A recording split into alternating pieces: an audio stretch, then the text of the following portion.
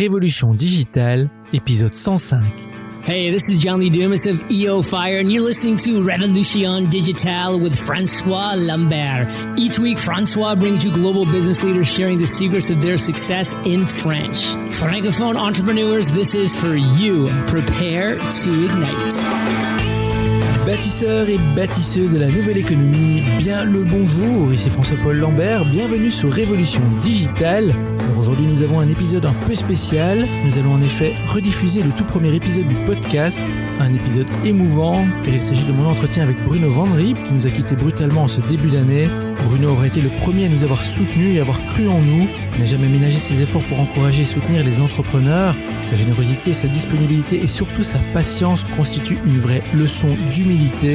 Nous n'avons pas encore eu l'occasion de lui rendre hommage et comme il s'agit du premier épisode, ce dernier n'a pas atteint la même audience que celle que nous avons maintenant lors de cette deuxième saison. Donc si vous avez découvert Révolution Digitale récemment, voilà un épisode plein de conseils et plein de sagesse. Alors pour l'occasion, nous avons remasterisé les pistes sonores, nous avons gardé quand même le ton et les séquences de l'épisode original. J'espère que vous trouverez donc cet épisode aussi inspirant qu'il a été pour nous.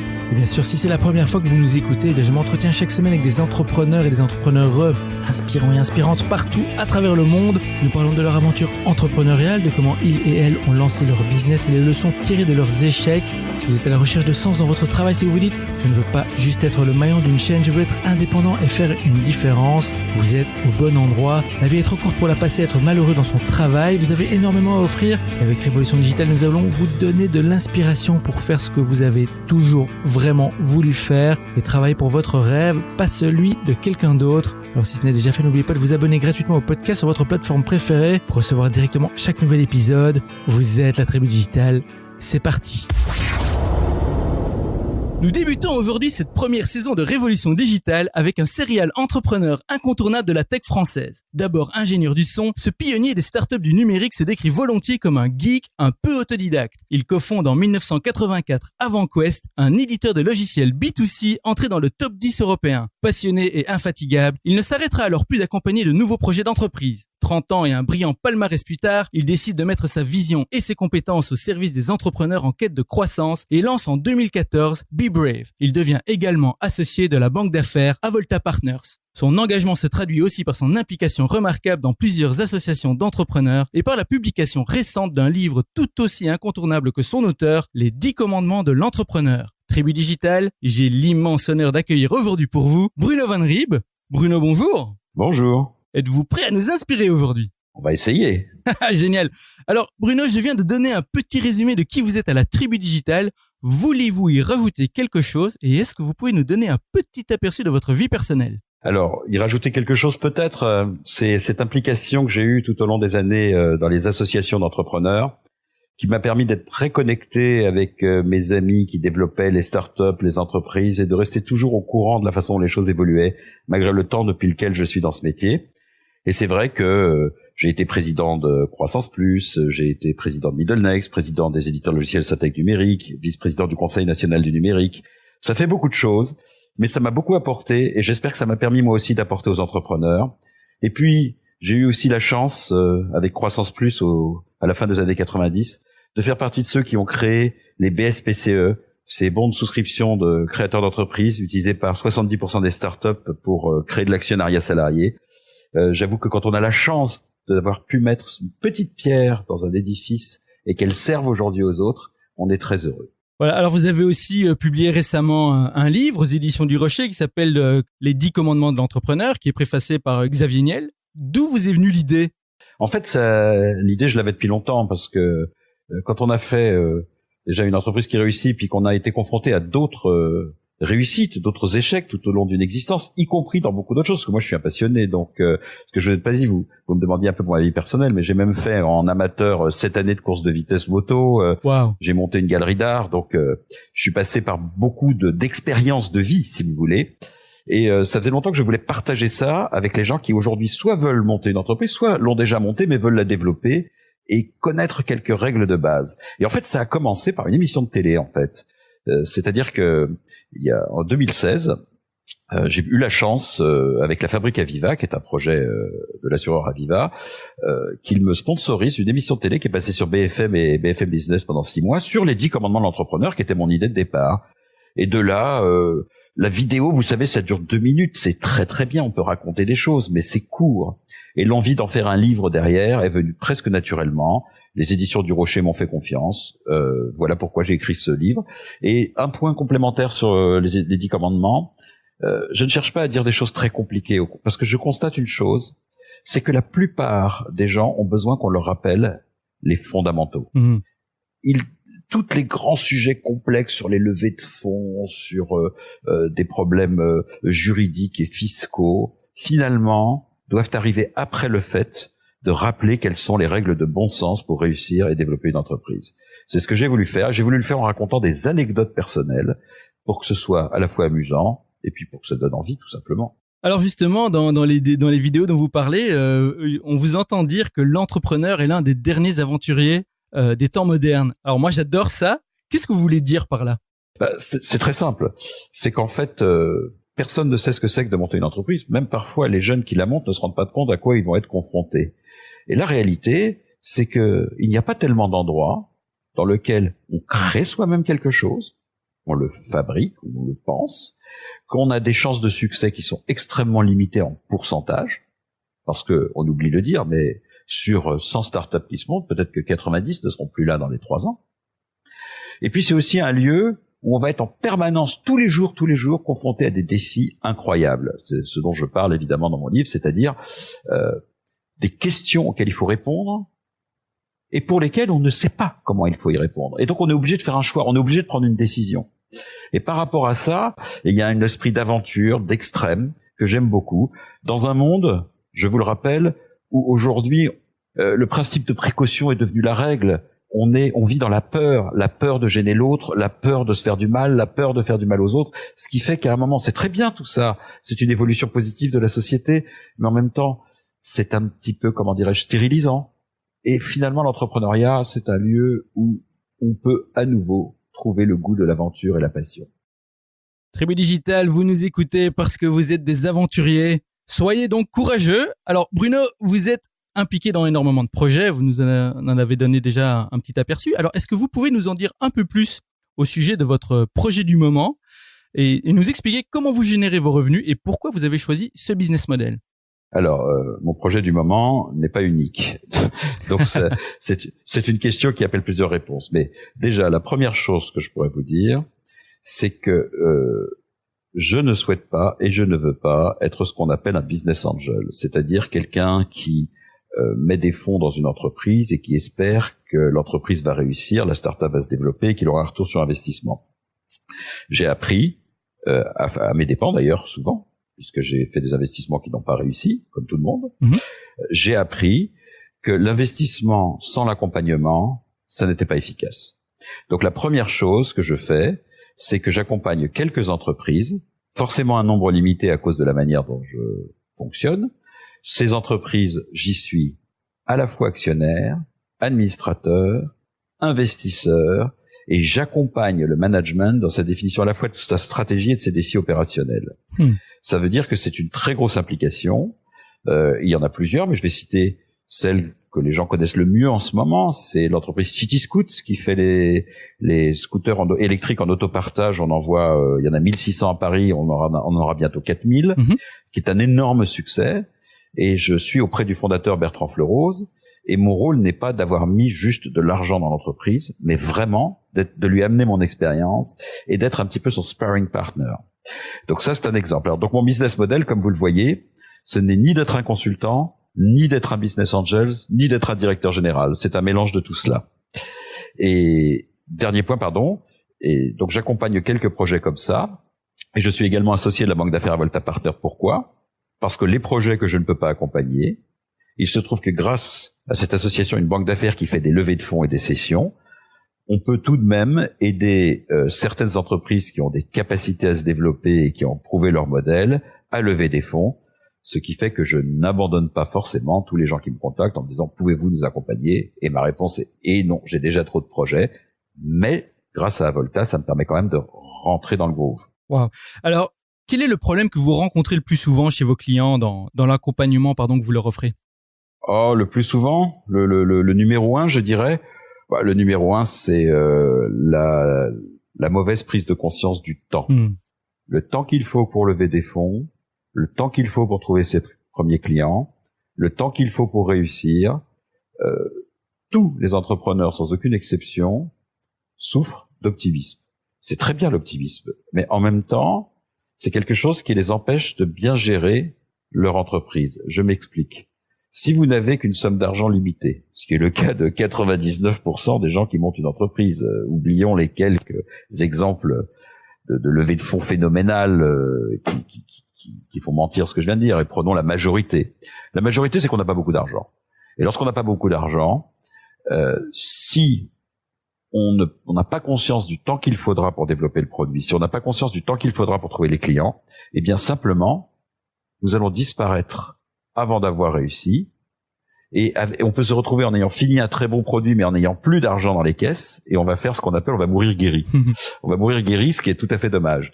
Donc le principal problème, la première chose que j'ai envie de dire à un entrepreneur, c'est ce que j'appelle la gestion du cash. Qu'il ait 10 000 euros, 100 000 euros ou 4 millions d'euros, la gestion du cash, la durée du temps qu'il faut pour réussir à implémenter son produit et trouver ses clients, c'est le nerf de la guerre pour la réussite et pour passer le cap de ces 2-3 premières années pour les startups. Ça a l'air d'être du simple bon sens et une porte ouverte. Croyez-moi, ils ont besoin de l'entendre. Tribu Digital, faites confiance au bon sens. Vous devez gérer votre temps, gérer votre cash. Alors gardons ça à l'esprit, car nous allons maintenant explorer le parcours entrepreneurial de Bruno, son aventure en tant qu'entrepreneur, le voyage qui l'a amené là où il est aujourd'hui. Alors Bruno, commençons par cette question. Nous l'appelons l'appel à l'aventure. Quand avez-vous su, au fond de vous, que vous vouliez devenir entrepreneur? Et si vous ne vous êtes pas lancé tout de suite, qu'est-ce qui vous a retenu? En fait, j'étais ingénieur du son dans les années 77-83. Ah oui, ça donne l'impression que je suis très très vieux. mais non. Faut surtout pas inquiéter les auditeurs, en fait, sur ce sujet. Car en fait, aujourd'hui encore, ce que j'ai appris en étant ingénieur du son me sert à chaque moment. Donc j'étais ingénieur du son plutôt spécialisé dans ce qu'on a appelé à l'époque la cold wave française. C'était fin des années 70, début des années 80. C'était la pré-techno, pré-électro. C'était super intéressant. Mais en fait, le fait d'être simplement salarié du studio d'enregistrement, le studio d'Auteuil où je travaillais, ça ne me plaisait pas du tout. Ça ne me plaisait pas. C'était quelque chose qui ne me correspondait pas. Je ne voulais pas n'avoir aucune influence sur ce qu'il se passait dans ce studio. Et donc j'ai tout de suite senti que je voulais être associé. Et être associé, c'est le premier pas pour penser qu'on veut être entrepreneur, si vous voyez ce que je veux dire. Donc c'est de là que c'est venu. C'est tout à fait de là que c'est venu. Et la deuxième chose, c'est pourquoi je me suis pas lancé tout de suite. Tout simplement pour 2 raisons. La première raison, c'est l'argent. Je n'en avais pas du tout. Et donc il fallait prendre une décision à un moment. Et la deuxième raison, c'est le projet. On ne se lance pas sans un projet. On ne dit pas « je vais être entrepreneur » pour le plaisir d'être entrepreneur. Et ce qui s'est passé, c'est que il y a eu l'explosion de la micro-informatique dans les années 81-82. Ça m'a tellement passionné que je suis tombé dedans comme Obélix est tombé dans la marmite de potions magiques quand il était petit.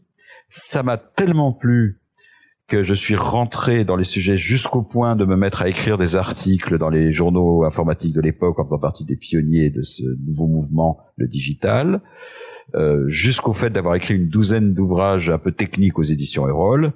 Et là donc, toujours pas d'argent, l'envie d'être entrepreneur, mais cette fois il y avait le projet, devenir éditeur de logiciels. Le projet et la passion, puisque finalement, on lit dans votre livre que si cette passion n'est pas là, peu importe le projet, peut-être qu'il ne sert à rien finalement. Oui, d'ailleurs, en fait, ce que je dis, c'est qu'aujourd'hui, que lorsqu'on parle des startups, on parle souvent de la levée de fonds, des montants levés, de la richesse créée, de la valeur de l'entreprise. Et ce que je dis dans mon livre, et ce que je ne cesse de répéter, c'est que la richesse est la conséquence d'une entreprise réussie et non pas la cause ou la raison pour laquelle on doit la faire. La base de la réussite, c'est la passion. Pourquoi il faut absolument la passion ? Il faut la passion tout simplement parce qu'on va être confronté à une véritable course d'obstacles. On va courir une course de haies avec un boulet au pied en fait. Et c'est ça qu'il va falloir réussir. Et croyez-moi, pour passer au travers de tous ces obstacles, si vous n'avez pas une passion, un feu qui vous anime, eh bien vous risquez de tomber à la 2e ou à la 3e haie tout simplement. Alors vous parlez d'obstacles et c'est vrai, le parcours de l'entrepreneur est un chemin difficile. Le chemin de la réussite est semé d'embûches. Alors j'aimerais, Bruno, que vous nous parliez un peu de vos moments difficiles. Parlez-nous un peu de votre pire moment en tant qu'entrepreneur. Alors On parle souvent de l'échec chez les entrepreneurs. Dans certaines cultures, l'échec est plutôt vu comme un vecteur de la réussite, notamment chez les Américains. Vous parlez vous-même dans votre livre des erreurs à ne pas faire, ce fameux commandement qui sont en quelque sorte les leçons tirées de ces échecs. Alors Bruno, est-ce que vous êtes d'accord avec ça? Et racontez-nous quel a été votre pire moment en tant qu'entrepreneur. Alors d'abord, pour répondre à votre question, il ne faut pas se réjouir des échecs, mais il ne faut pas avoir peur d'en parler et il faut apprendre avec eux. Et ça, c'est très important. Je suis d'accord là-dessus. Alors le pire moment en tant qu'entrepreneur, j'en ai eu tellement des pires moments. Vous me demandez de choisir, donc je vais essayer de choisir. Je vais vous parler d'un moment que je n'ai raconté à personne. Il y a prescription maintenant, donc on peut en parler. Imaginez que nous sommes dans les années 93-94. La société que j'ai cofondée et que je dirige s'appelle BVRP Software. On est éditeur de logiciels. Et l'essentiel de notre business, c'était faire de la télécopie pour micro-ordinateurs. À l'époque, il n'y avait ni échange de fichiers, ni Internet. Il faut se replacer dans un contexte.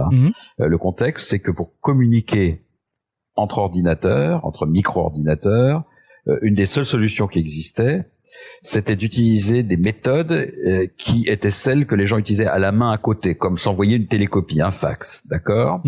Donc, on avait inventé un système qui permettait, on était les premiers au monde, d'utiliser la télécopie pour prendre un texte consistant en traitement de texte et de récupérer de l'autre côté en texte, alors qu'il n'y avait aucun moyen de communiquer directement d'ordinateur à ordinateur. Ça, on l'avait fait sur la base d'une carte Matra Communication, un matériel très cher qui était dans l'ordinateur. Matra Communication avait pris 34% de notre capital. Et ça marchait très bien en France. C'était un produit destiné aux entreprises. On en avait vendu plus de 5000 à des prix relativement élevés sur le marché français. Et en fait, le monde a complètement changé dans les années 93. La micro-informatique, les prix d'ordinateurs ont baissé considérablement. Et des produits sont apparus qui s'appellent les modems, qui permettaient de communiquer facilement d'ordinateur à ordinateur. Ce qui veut dire que le produit très simple que nous faisions en France à 5000 exemplaires, il y avait un potentiel pour le faire en millions d'unités dans le monde entier, à un prix beaucoup plus bas, mais à condition de ne plus travailler sur une carte chère et dans du matériel fermé. Nous avions trouvé le leader mondial du modem qui était d'accord pour travailler avec nous aux États-Unis, Hayes Microcomputer Product, qui était d'accord pour investir sur BVRP. Et vous savez ce que les gens de Matra Communication ont dit ? Ils ont dit: non, il n'en est pas question, nous avons 34% du capital, nous ne souhaitons pas que vous partiez à l'export, nous ne voulons pas que vous arrêtiez de travailler avec nous sur notre carte. L'avenir, c'est de continuer à travailler avec nous, de ne pas vous développer dans le monde entier. Eh bien, c'est le pire moment, puisque je savais au fond de moi-même que sans ce changement complet de modèle, nous serions disparus. Et je me suis retrouvé à un conseil d'administration avec Matra Communication, où il a fallu que je leur dise: si vous n'acceptez pas que nous changions ce modèle économique, je préfère fermer l'entreprise que de continuer dans une impasse qui ne nous mène nulle part. Il a fallu que je le dise avec beaucoup de force pour qu'il me croie, qu'il pense que ce n'était pas du bluff. Et je me rappellerai toujours le directeur financier de Matra Communication de l'époque, Chance Piès, qui m'a dit: vous êtes sérieux là? Je lui ai dit: tout à fait, regardez-moi. Il a dit: bon bah écoutez, si vous nous trouvez quelqu'un qui rachète nos parts, débrouillez-vous, mais je veux plus jamais entendre parler de vous. J'étais très heureux. En une année, nous sommes passés de 5000 exemplaires vendus en France d'un logiciel destiné uniquement aux entreprises à plus d'1,5 million d'unités vendues dans le monde entier en 27 langues. Ça a été le vrai début de la réussite pour BVRP. Wow. Vous avez véritablement gardé votre sang-froid, qui est d'ailleurs un des commandements. Ah, il faut savoir garder son sang-froid. Effectivement, j'en parle dans mon livre. Et il faut également savoir ce que l'on veut. Or, je savais que vis-à-vis d'une grande entreprise comme Matra, je ne les critique pas. Ils voulaient maintenir un business dans un espèce d'univers qu'ils comprenaient et qu'ils maîtrisaient, qui était l'univers français destiné à des entreprises qui payaient relativement cher pour des produits, des grands comptes qui payaient relativement cher. Moi, je voulais aller vers le grand public pour un produit international et mondial. Je ne les critique pas. Simplement, le conflit d'intérêts était tel que je n'avais pas d'autre solution que d'entamer un bras de fer. Et lorsque vous êtes le pot de terre contre le pot de fer, vous ne pouvez gagner de bras de fer que si, littéralement, vous êtes prêt à vous suicider avec eux. Littéralement. Parce que sinon, vous n'y arriverez pas. Si on commence à discuter, vous n'y arriverez pas. Et c'était très intéressant parce que j'ai appris à ce moment-là qu'il fallait savoir ce qu'on voulait et ne pas avoir peur. Et donc, c'est pour ça qu'il y a une maxime que je répète en permanence, c'est soyez courageux, même si vous ne l'êtes pas vraiment, faites semblant de l'être. Tribu Digital, soyez courageux, retenez bien ça. Alors Bruno, inversement, est-ce que dans votre parcours, vous avez connu un moment, nous appelons ça un moment d'illumination, c'est-à-dire peut-être étiez-vous dans une impasse où les choses n'allaient peut-être pas exactement comme vous vouliez, et tout d'un coup vous avez eu un moment eureka, une idée géniale, et expliquez-nous ça, et quelles sont les actions que vous avez mises en place par rapport à ça? Oh bien, écoutez, c'est exactement lié à l'anecdote précédente. C'est-à-dire qu'en fait, je voulais absolument vendre aux États-Unis. Pour moi, il n'y avait pas de solution pour une entreprise de logiciels qui n'exporterait pas ses produits sur le plus grand marché mondial qu'est le territoire américain.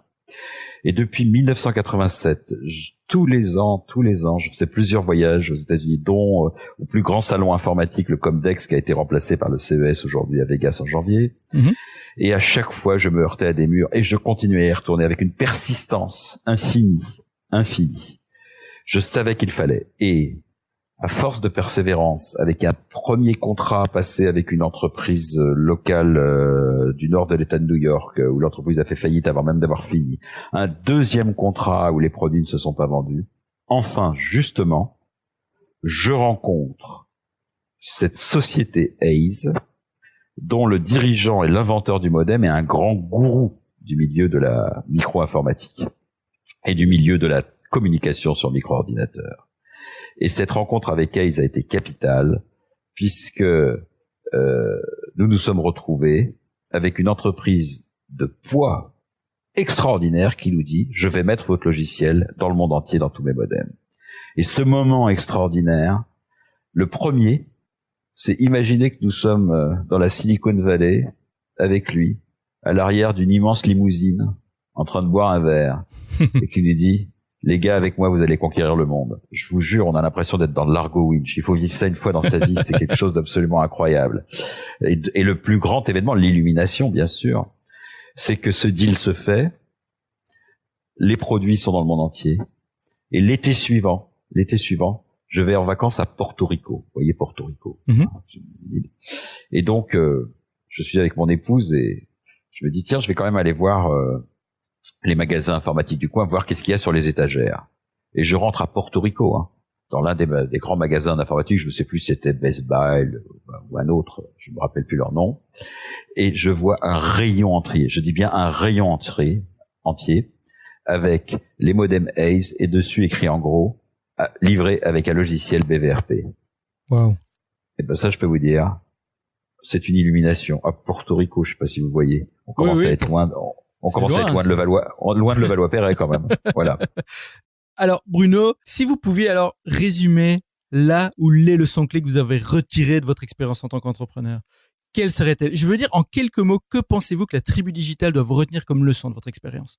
Alors d'abord, si j'ai écrit un livre qui s'appelle Les 10 commandements de l'entrepreneur, c'est justement pour donner les 10 leçons clés. Donc, on ne va pas les révéler toutes. Voilà, donc il faut que je fasse des choix. Le premier choix, c'est la première leçon clé. Effectivement, c'est la passion. Si vous faites les choses avec passion, il y a quelque chose qui se passe. Je ne peux pas l'expliquer, mais pour moi, c'est un moteur de base. Je ne suis pas fanatique de ces entrepreneurs qui veulent être entrepreneurs parce qu'ils ont entendu que c'était bien et qui n'ont pas la moindre idée de pourquoi ils y vont. Donc, première chose. Deuxième chose, éviter la solitude.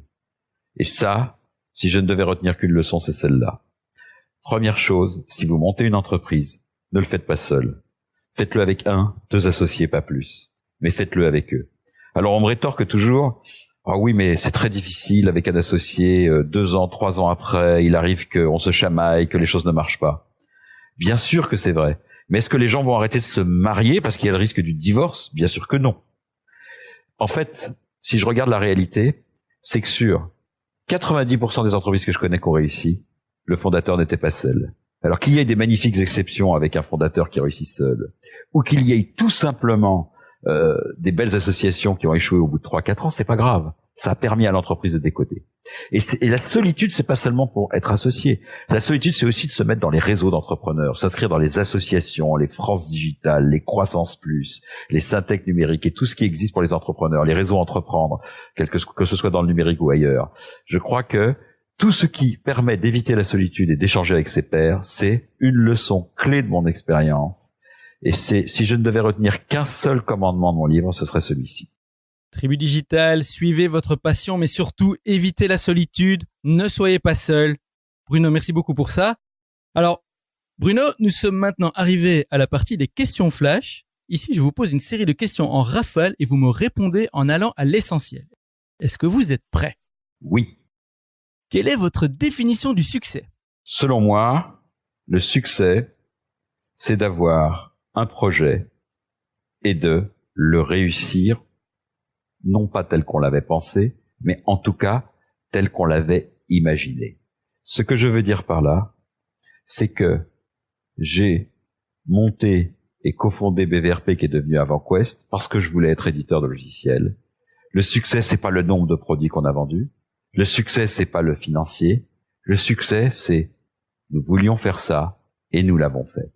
Le succès, c'est toujours la même chose. Le succès, lorsque j'ai fait de la course de vitesse moto amateur, ça n'était pas je vais être premier. Le succès, c'est je vais travailler dur pendant 4 ans et à la fin, au moins une fois, je ferai un podium. Je l'ai fait, c'était pour moi le succès. Après, si ça explose, c'est extraordinaire.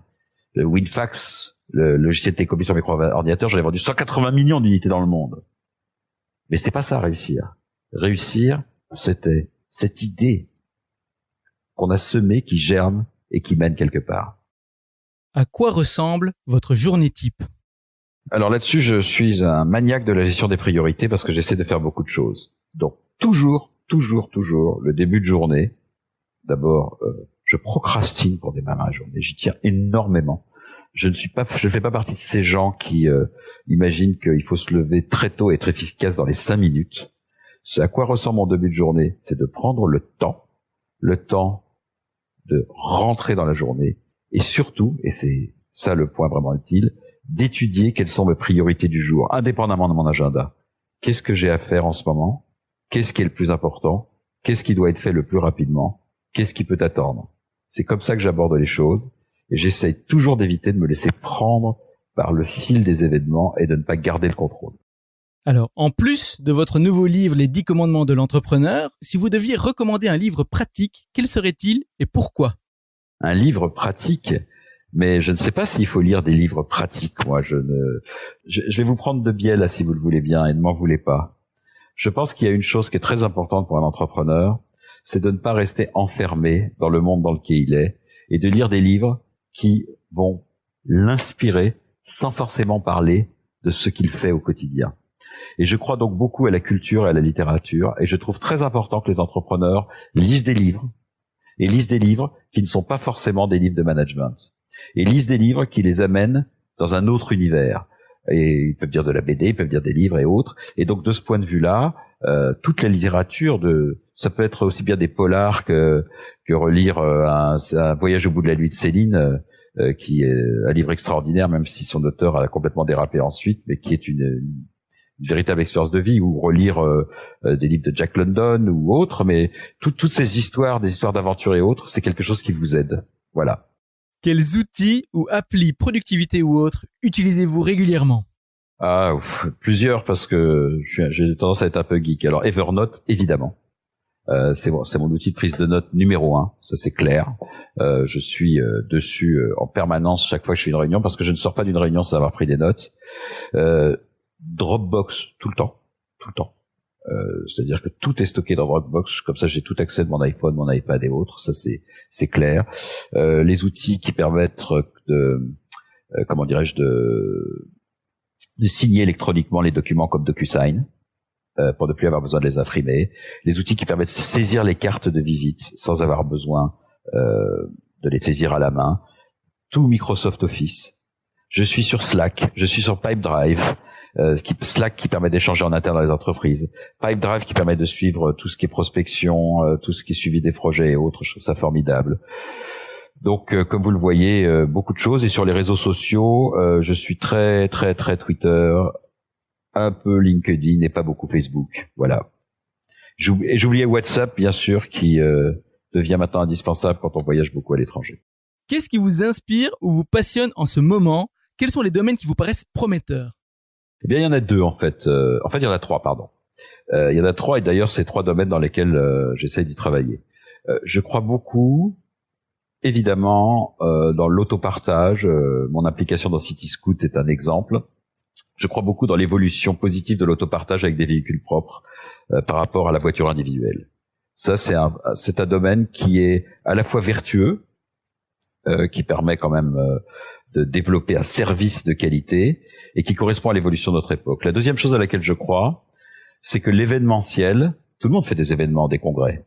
Vous savez ce que c'est qu'un événement? C'est quelque chose de simple. Je crois que l'événementiel se digitalise, est en train de changer fondamentalement, et je crois que le monde de l'événementiel est quelque chose qui va connaître des révolutions dans les années qui viennent, et je suis très impliqué dans un grand groupe d'événementiel qui s'appelle le groupe MCI, un groupe suisse de 2300 salariés que j'accompagne et que je conseille, et ça j'y crois énormément. Enfin, je crois, pour terminer, à la révolution des médias, c'est-à-dire que je pense que elle n'est pas encore faite entre le média papier, le média internet, le média vidéo. Vous participez à cette révolution avec votre podcast La Révolution Digitale. C'est ce changement de paradigme qui va totalement transformer notre rapport à l'information, auquel je crois énormément également. Et la dernière, c'est la question back in time, c'est ma préférée. Imaginons que vous ayez l'opportunité de remonter le temps et vous vous retrouvez face à votre vous de 18 ans. Vous n'avez que 5 minutes avant que le portail temporel ne vous ramène au présent. Avec l'expérience que vous avez maintenant, que vous diriez-vous? D'un point de vue pratique, quel plan ou conseil précis donneriez-vous à votre jeune alter ego pour réussir et qui n'implique pas d'acheter des billets de loto, des paris sportifs ou d'investir en bourse, ni de donner le livre Les 10 commandements de l'entrepreneur? Peut-être que le seul conseil que je lui donnerais, parce que moi j'ai eu la chance que ça se passe plutôt bien pour moi, d'accord. Donc forcément, si j'allais voir mon alter ego à 18 ans et que je ne lui dirais pas forcément fait différemment, puisque ça s'est pas trop mal passé par la suite. Je pense que les conseils que je lui donnerais, ils seraient peut-être à 2 niveaux. Un, sur la vie professionnelle, de peut-être ne pas avoir abandonné les études si tôt, car il y a énormément de choses que j'ai dû apprendre par moi-même et où j'ai perdu pas mal de temps sur des sujets assez sophistiqués, où si j'avais eu et obtenu certains outils en passant par peut-être un niveau d'études supérieures un peu plus profond, peut-être que cela m'aurait fait gagner du temps et m'éviter quelques erreurs d'apprentissage. Ça, c'est la première réponse. Et c'est la même que je ferai à mes enfants aujourd'hui. La deuxième réponse, elle serait sur la vie personnelle, mais permettez-moi de garder ça pour moi, mais j'ai sûrement fait beaucoup de bêtises dans l'organisation de ma vie. Mais je crois que ça, c'est la même chose pour tout le monde. Mais en tout cas, je ne lui dirais pas d'acheter des billets de loto, de faire des paris sportifs ou d'investir en bourse. Je lui dirais, de toute façon, crois dans ton intuition, n'aie pas peur, surtout, n'aie pas peur. Tribu Digital, formez-vous, faites des études si cela peut vous éviter des erreurs. Croyez en vous, croyez dans votre intuition, n'ayez pas peur. Bruno, merci, nous sommes maintenant arrivés à la fin de l'épisode. Merci d'avoir partagé généreusement toutes ces informations avec nous. Tribu Digital, j'espère que vous avez bien pris note. Je sais qu'il y en a parmi vous qui hésitent encore à se lancer et j'espère que l'aventure de Bruno vous inspirera à faire le grand saut. Alors Bruno, pour le mot de la fin, que diriez-vous à nos auditeurs de la Tribu Digital qui hésitent encore à se lancer ou qui se sentent bloqués? Si vous aviez un seul conseil à leur donner, quel serait-il? Très simplement, 2 choses. Un seul, c'est 2. La première chose, et c'est très important, c'est que le digital n'est pas un monde dans lequel on a forcément besoin d'énormément d'argent pour démarrer. On peut lancer une plateforme ou un site et le tester.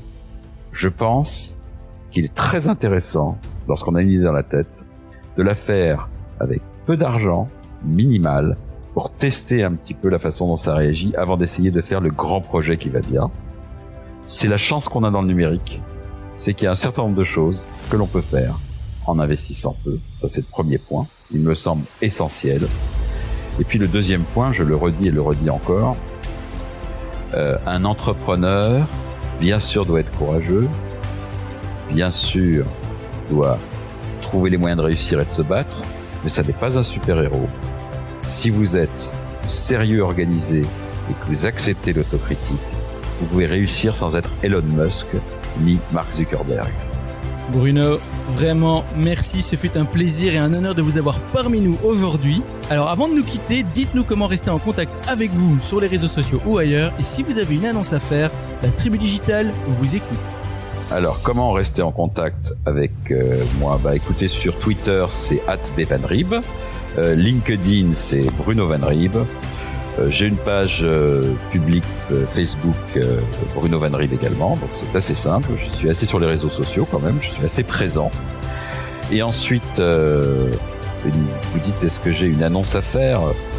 Je ne suis pas venu ici pour vendre quelque chose. Je souhaiterais simplement, et cela me ferait très plaisir, que si certains des auditeurs aujourd'hui veulent y avoir la gentillesse de lire ces 10 commandements d'entrepreneur qui marchent très bien, c'est un livre dont le premier tirage est presque épuisé. Et que si jamais ils l'ont acheté sur Amazon, qu'ils laissent un commentaire pour les autres, ça me ferait très plaisir car j'adore avoir des retours, savoir ce que les gens ont pensé de ce que j'ai fait. En toute humilité, je fais les choses avec passion et pour passer les messages, et j'adore que les gens m'expliquent ce qu'ils en ont pensé. Tribu Digital, vous venez d'entendre Bruno Van Riep partager avec vous son expérience et ses conseils. C'est à vous de jouer maintenant. Rejoignez-nous sur revolutiondigitale.fr et tapez Bruno dans la barre de recherche. Vous aurez accès à sa page dédiée avec toutes les informations et les références dont nous avons parlé aujourd'hui. Et bien sûr, n'oubliez pas de visiter la page de Bruno sur bebrave.fr et de le suivre sur ses réseaux sociaux, Twitter, LinkedIn et Facebook. Lisez son livre, Les 10 commandements de l'entrepreneur aux éditions du Rocher et laissez un commentaire. Bruno, merci encore d'avoir partagé votre aventure avec la Tribu Digitale. Au revoir, je vous retrouve en backstage. Et merci beaucoup à vous. Thank you for listening to our guest stories this week. Merci et n'oubliez pas de vous inscrire à notre newsletter pour encore plus de conseils qui vous aident à réussir. We hope you're inspired and ready to move forward with your entrepreneurial dream. À bientôt pour un prochain épisode de Révolution Digitale. Stay inspired!